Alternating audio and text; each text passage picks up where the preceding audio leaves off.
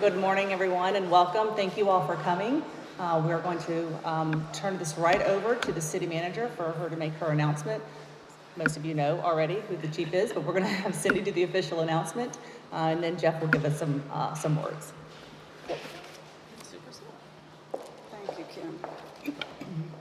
Okay, good morning. Yeah, it's still morning, let me check. Thank you all for coming out today. And particularly thank you to the city council members that are here, the mayor, Dr. Cherry, Dr. Woodbury, Councilman Jenkins. We all appreciate your being here and how much you provide support, not only to all of our departments, but in particular the fire department. So again, thank you for coming out. This is an exciting day, and it's not just for the Newport News Fire Department, it's also an exciting day for the city as a whole and all of our citizens.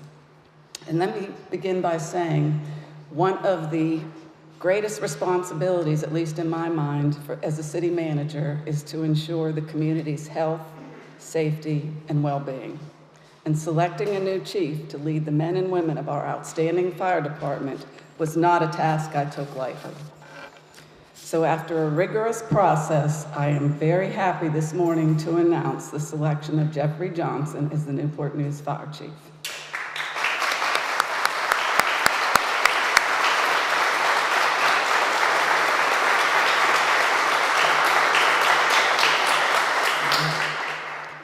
Chief Johnson has an impressive background with over 30 years of experience. He has served in just about every position in fire service over his impressive career, starting out as a firefighter paramedic and ultimately working up through the ranks to deputy chief of Kansas City, Missouri, and then being named fire chief of Salinas, California. And when it comes to choosing the right person for the job, it's not necessarily all about credentials. It is also about finding the right fit for the fire department, our city leadership team, and our community. Chief Johnson was the best selection for this leadership role for his knowledge and his experience, obviously. However, just as important to me are his professional and personal qualities. And rather than I could read his whole bio and his resume, which is very impressive, but I'll share with you rather than doing that, some of the comments that I have personally heard about Jeff throughout the selection process. Jeff has an open communication style. He's a straight shooter, very knowledgeable, level-headed, doesn't get ruffled, empathetic, strong leader, understands his workforce, treats people well, and he's passionate about the fire service. And if you notice one common theme there, it was intentional. It's about people, because no one can be successful without the people that work with them every day. And he has demonstrated throughout his career that he has that dedication for his people. Oh, and one thing I should have mentioned, I also heard that he has a good sense of humor, which I'm thinking he will need, but we'll let him get here a few days till he figures that out. I could go on, but those are just some of the qualities that make Chief Johnson a good fit for the fire department and our community. And I couldn't be more pleased that Jeff and his wife, Kim, will be joining the Newport News family. Now, I'd like to ask Chief Johnson to make a few comments about his selection and being here.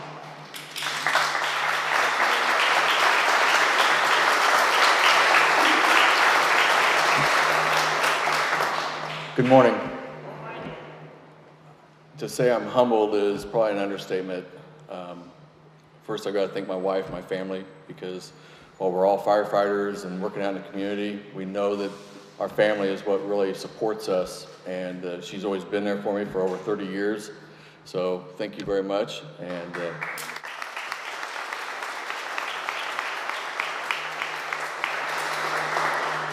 I'd like to thank Chief Liebold too for what he's done while he's been here, and we've had some really good conversations and prepared to meet with him and over the next couple of weeks and really a smooth transition handoff. Sometimes when there's a vacancy, the new chief walks in and there's nothing there, and usually the computer's empty and there's no books. So you're trying to figure out. And so I want to thank him for, one, what he's done, and two, for willing to stick with me and help through this process. So thank you for that.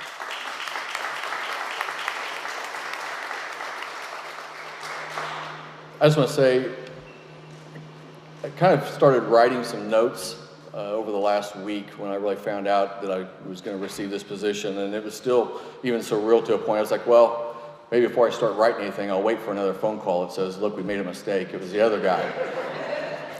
So I really started writing down a bunch of things, and it got to a pretty condensed list of about 40 pages with 30 bullet points, and I decided I'd leave that at the hotel and just kind of speak from where I'm really coming from my heart. And I believe wholly that the rise and success of the fire chief rests with the men and women in the field. If the men and women in the field that are treating our citizens and taking care of them aren't supported at the highest level, then that's unfair. And so I see myself as an advocate for them. And I give my sincere honesty that every day I will come in, work hard to do what's right for the community and do what's right for our men and women of the fire department. As the city manager mentioned, and again, thank you for the opportunity to serve. I should have made you second, but I apologize. That was in my notes, but I left them. So. That's not a bad thing from what you said. I think that, as she mentioned, I have an open communication policy, and I believe honesty.